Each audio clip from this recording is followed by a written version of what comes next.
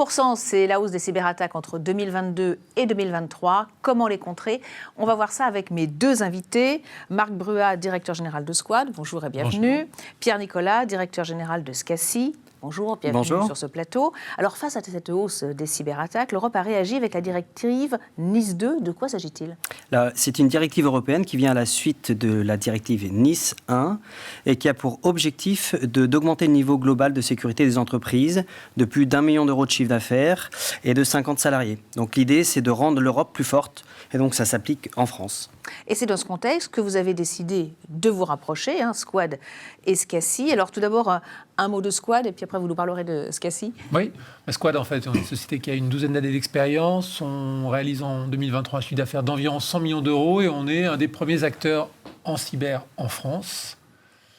Et je vais laisser la parole. Et SCACI, donc SCACI, nous sommes experts en cybersécurité des systèmes d'information industriels. Plus spécifiquement des systèmes critiques et embarqués. Et donc, on adresse tous les sujets et les organismes qui ont un intérêt de la nation derrière leur système d'information. Donc, il y a des vraies synergies entre vous, finalement, entre vos deux C'était entreprises. Raison. Alors, que va permettre ce rapprochement ?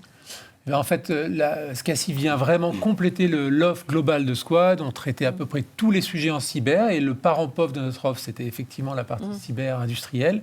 Et c'est ce que SCACI vient compléter. Oui, c'est la raison pour laquelle vous vous êtes rapprochés. Ah oui, on évolue dans le même secteur, la cyber. On a à peu près les mêmes niveaux de qualification, notamment auprès de l'ANSSI, ce qu'on appelle les qualifications PASSI.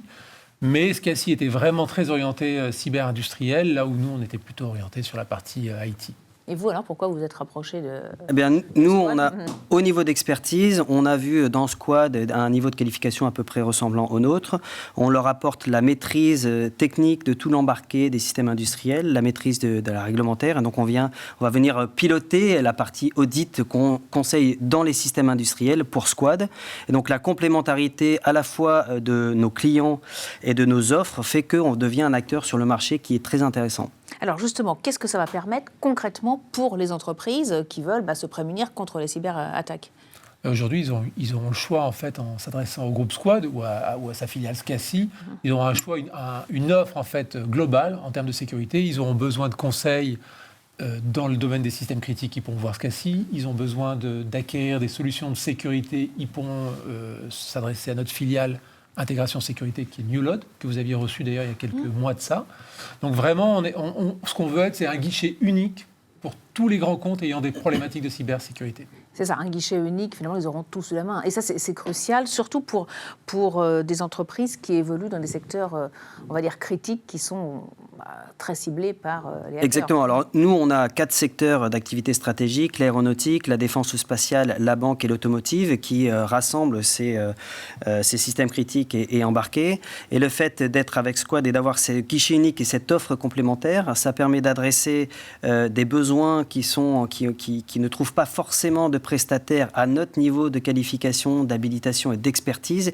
Donc l'ensemble de Squad, avec sa filiale intégration qui s'appelle Newload, avec SCACI qui est sa filiale expertise système industriel et Squad qui adresse l'ensemble des autres besoins, eh bien on peut répondre à un gros industriel comme Airbus, Thales ou le CNES, mais également à l'ensemble de la chaîne des sous-traitants, des grands industriels qui doivent répondre aux mêmes exigences cybersécurité sur leur marché que leur impose le donneur d'ordre, Thales, le CNES, Airbus, mais qui n'ont pas forcément les mêmes moyens.